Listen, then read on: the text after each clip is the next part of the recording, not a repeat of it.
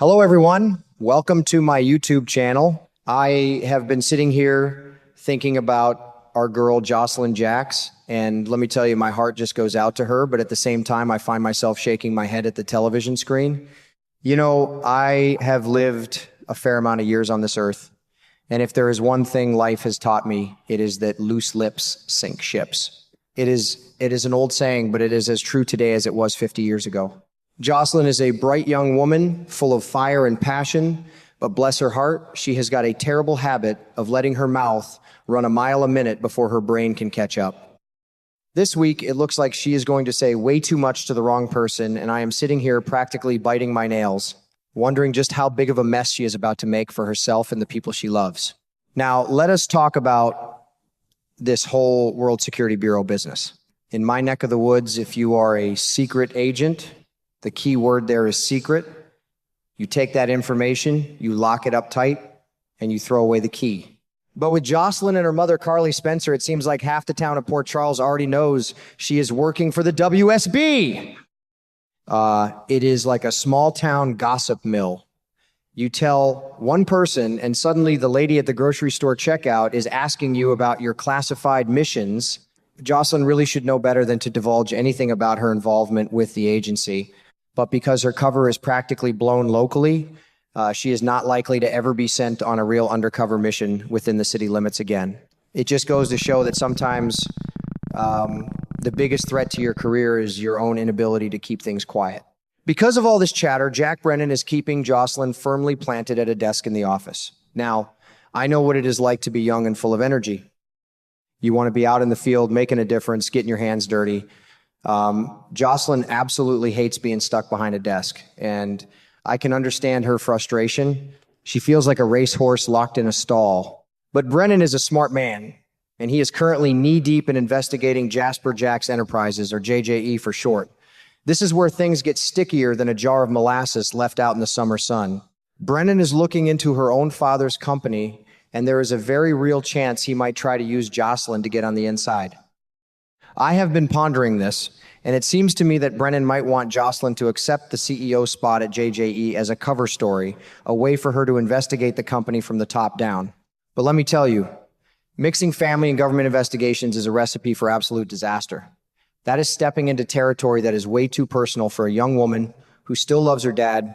If something untoward has truly happened to Jax, having his own daughter dig into the dirt is going to leave emotional scars that might never heal. I just hope she has the good sense to see the emotional toll this could take on her before she jumps in blindly. And that brings me to this Hudson Parker fellow. Every time this man comes on the screen, the hairs on the back of my neck stand up. He showed up out of nowhere, offering Josslyn the CEO job at her father's company, claiming that Jack sent him. But is Hudson Parker really who he says he is? I have been around the block enough times to know a snake oil salesman when I see one. And this guy has ulterior motives written all over his face. Did Jax actually send him to hand over the keys to the kingdom to his daughter? I am having a really hard time buying that bridge. If you folks remember, Hudson is the exact same guy that Ethan Lovett was running from. Ethan fled all the way to Oslo, Norway, trying to get away from this man. Now, Oslo is a mighty long way to run, and it tells you just how terrified Ethan must have been. But Hudson tracked him down anyway and gave him a brutal beating. You do not go halfway across the world to beat a man half to death, unless the stakes are incredibly high.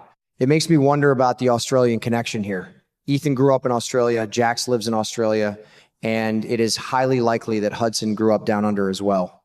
It is a massive continent, but in the world of Port Charles, the circles are always tightly drawn. The real kicker in this Hudson situation is his obsession with finding the late Delilah Wilson's baby, little Phoebe. There is nothing more innocent and sacred in this world than a child, and the fact that this rough character is hunting down a baby just turns my stomach. Ethan tried to protect the child by claiming the baby had died. It was a desperate lie from a desperate man trying to do the right thing. But Hudson is as cunning as a fox.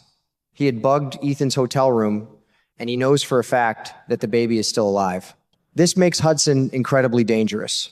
If Josslyn accidentally lets something slip about JJE or Ethan or anything related to her father's old connections, she could inadvertently hand Hudson the very puzzle piece he needs to track down that innocent child.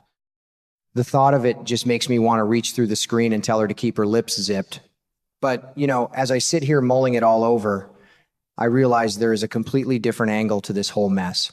What if Josslyn's big slip of the tongue has absolutely nothing to do with the WSB and nothing to do with Jasper Jacks Enterprises?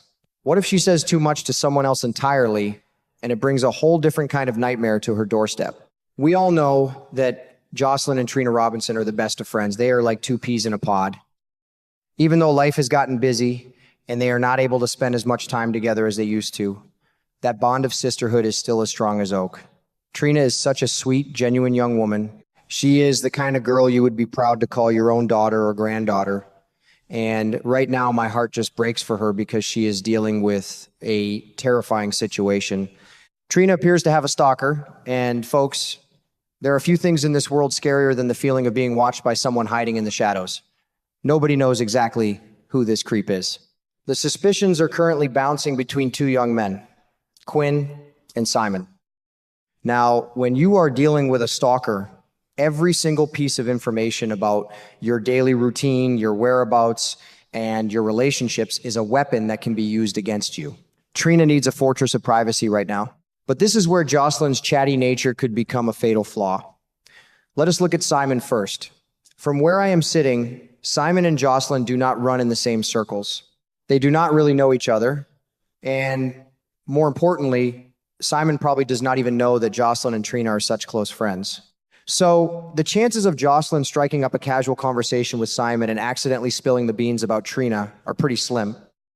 It just does not fit the pattern of how things usually unfold in this town. But Quinn? Now that is a whole different can of worms. Josslyn and Quinn actually know each other. They went to the same school, they share some history, and they have that familiar connection that makes people drop their guard. You know how it is when you run into an old classmate at the coffee shop or the park. You start chatting about the weather, asking how their folks are doing, and before you know it, you are rambling on about your best friend's new job or who she is dating. It is human nature to try and fill the silence with familiar chatter. This is what terrifies me. I can picture it clear as day. Josslyn bumps into Quinn, they start making small talk, and Quinn, playing the part of the friendly, innocent acquaintance, casually asks how Trina's doing. Josslyn, meaning absolutely no harm, but lacking that crucial filter, might just casually mention where Trina's going to be later that evening, or talk about Trina's new friend, Kai Taylor. She might think she is just catching up with an old schoolmate, totally unaware that she is handing a dangerous stalker a roadmap straight to her best friend. If Quinn is indeed the one stalking Trina, any little tidbit of information Josslyn gives him could put Trina and Kai Taylor in immediate, serious danger. A stalker thrives on access and opportunity. By telling Quinn about Trina's schedule or her connection to Kai, Josslyn would be inadvertently creating a brand new opening for this predator to strike. The guilt that would fall on Josslyn's shoulders if something terrible happened to Trina because of her loose lips would be absolutely crushing. I do not think she would ever be able to forgive herself. It is a classic case of not seeing the forest for the trees. Josslyn is so wrapped up in her own drama with the WSB, Jack Brennan, and the mystery of Hudson Parker that she might be completely blind to the very real, very present danger lurking right in her own social circle. She thinks she is playing a high-stakes game of international espionage, but the real tragedy could unfold right in her own backyard over a simple, careless conversation. I just sit here watching, hoping against hope that someone pulls Josslyn aside and gives her a good old-fashioned talking to about discretion. Whether it is the secrets of a government agency, the dark past of her father's business associates, or the fragile safety of her best friend, some things are just not meant to be shared. Words have power, folks.